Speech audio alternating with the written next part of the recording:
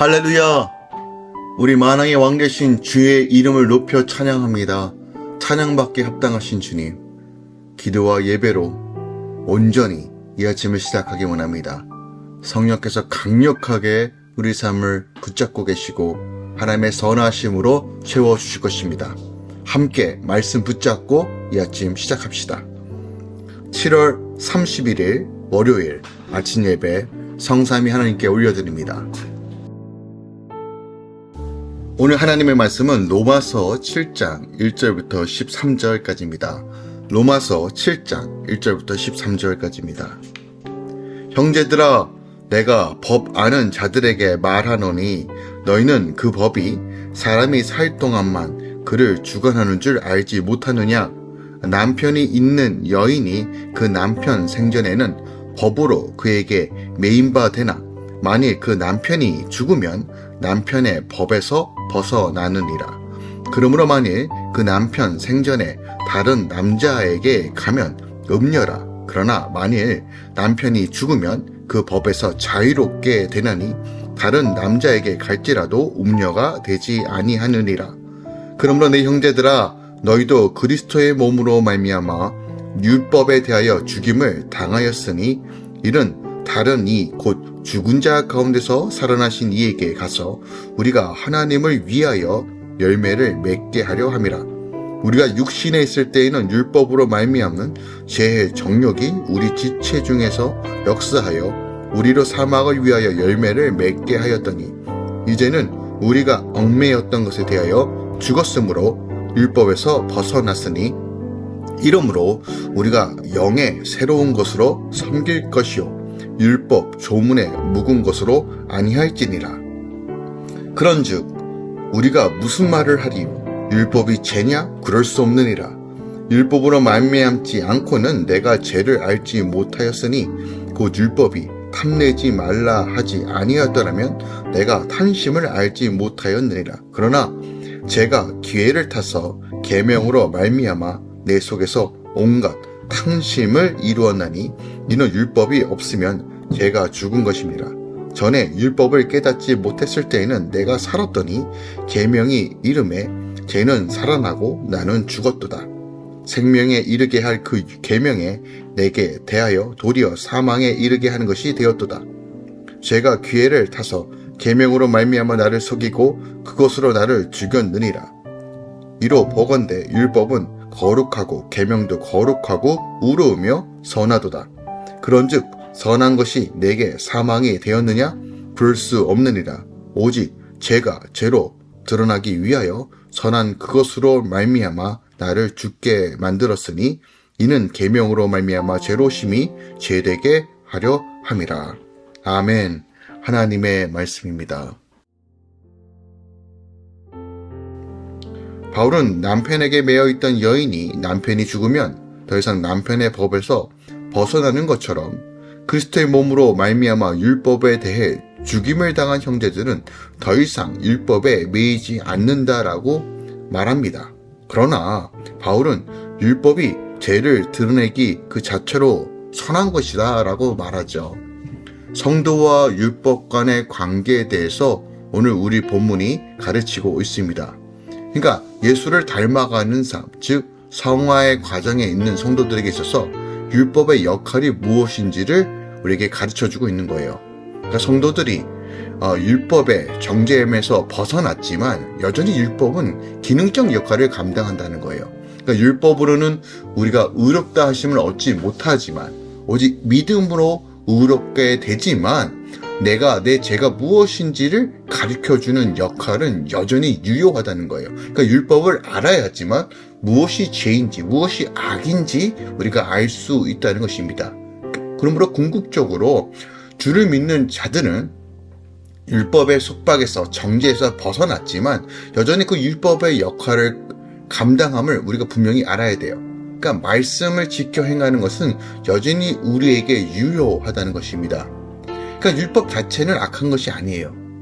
도리어 우리를 거룩한 삶으로 인도하기 위해 하나님께서 우리에게 마련해 주신 장치라는 것입니다. 마치 이정표와 같아요. 그러니까 율법은 인간이 하나님 앞에서 반드시 행해야 될 선과 기준 또한 금해할 악이 무엇인지를 분명하게 제시해주고 있습니다.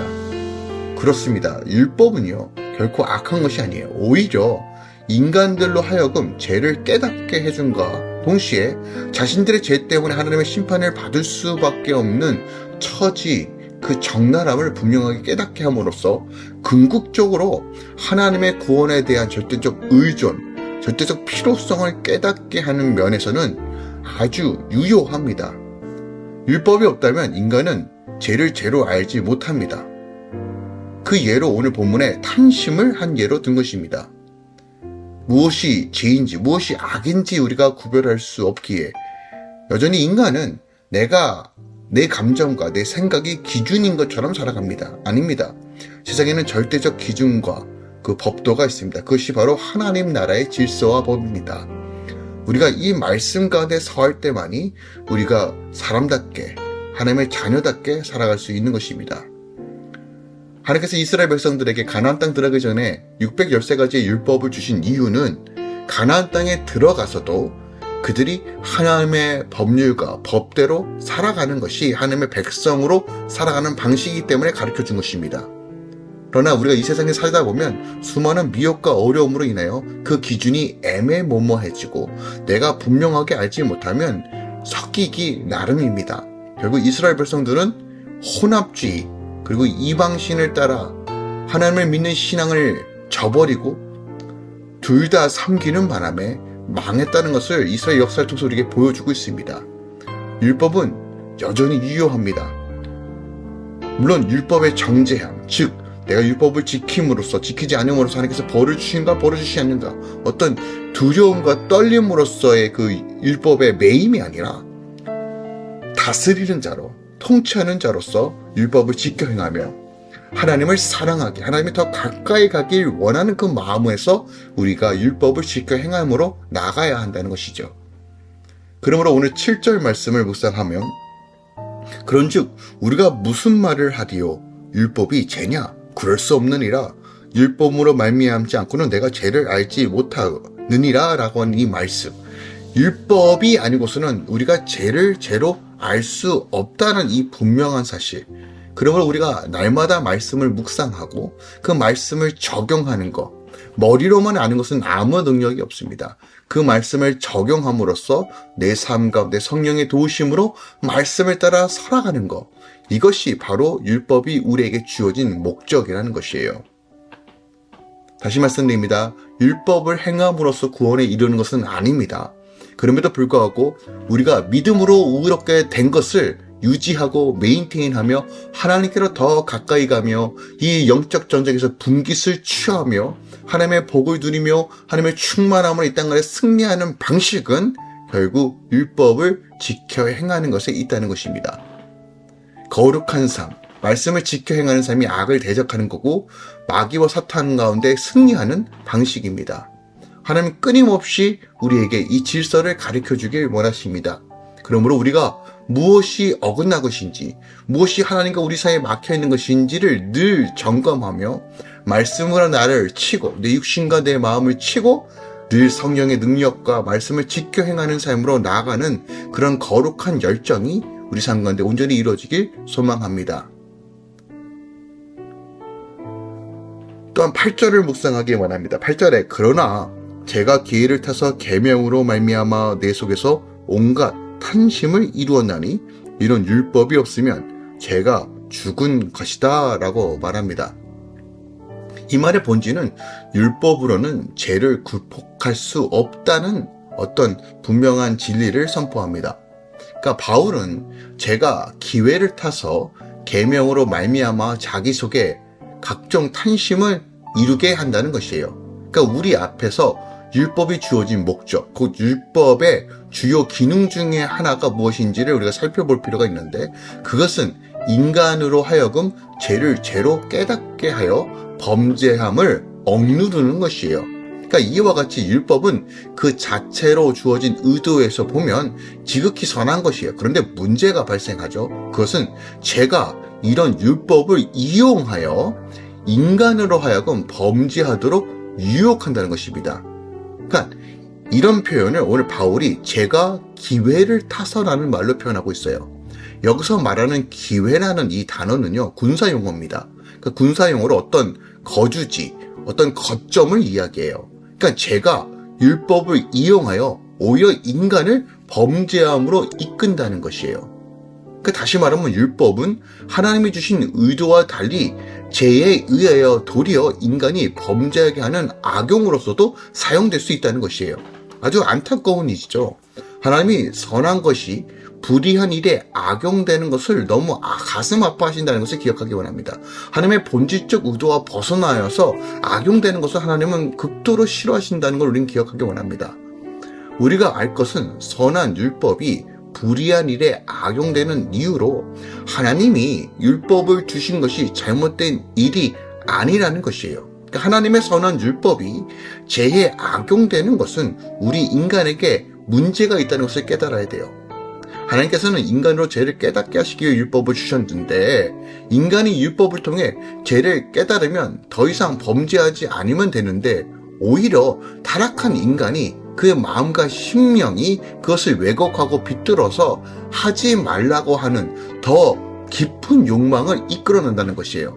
그러니까 우리가 보편적으로 우리 아이들에게 하지마라고 명령하면 우리 아이들은 오히려 더 하고 싶은 욕망을 이끌어가는 것처럼 바로 율법이 그런 역할로서 우리를 더 죄를 탐닉하게 하고 내 죄악, 내 자유를 억압하는 것 같고 나를 미혹하고 하나님은 나를 사랑하지 않는구나, 이런 것도 허용하지 않는구나라고 내 자의적 해석을 통해서 더 죄를 탐하도록 만드는 역할도 할 수 있다는 것이에요. 이건 하나님의 의도가 아니죠.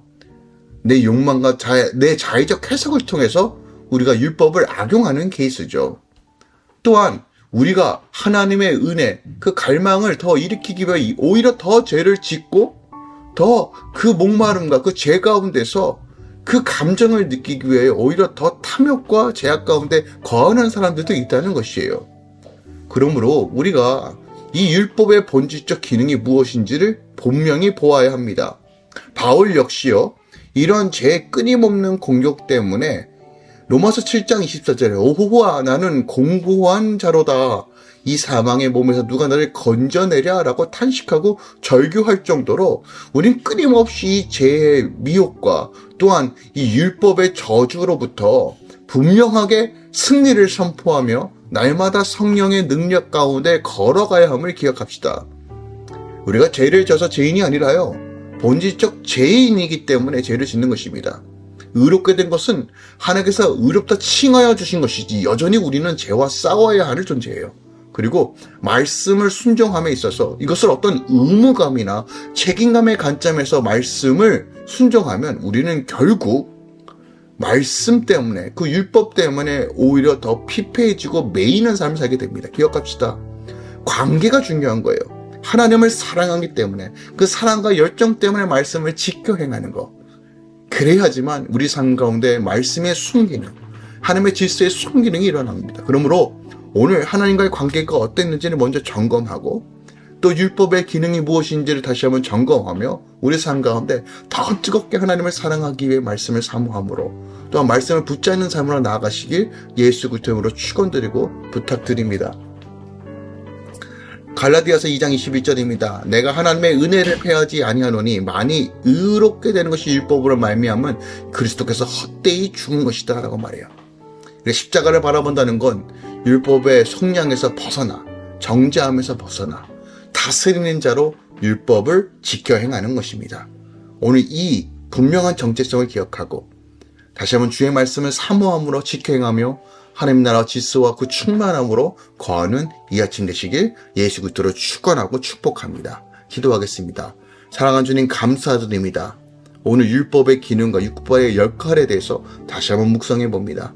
하나님께서 우리에게 주신 이 말씀의 본질은 하나님을 더 가까이 하고 이 땅 가운데 하나님의 거룩한 백성으로 살아가는 방식을 우리가 이루며 나아가기 위해서입니다. 그런데 이것이 어떤 의무감이나 책임감의 관점에서 자꾸 접근하다 보면 어느 순간 우리가 율법에 매이고 그 율법으로 인하여 더 범죄함으로 빠지는 오류에 범할 수 있음을 기억하기 원합니다.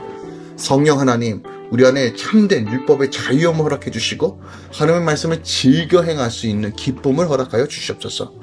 할렐루야 모든 가정과 또한 사업터와 우리 다음 세대들까지 하나님의 말씀을 즐겨 행하며 기쁨으로 주님을 예배하며 감격하며 나아갈 수 있는 공동체 되게 하여 주시옵소서.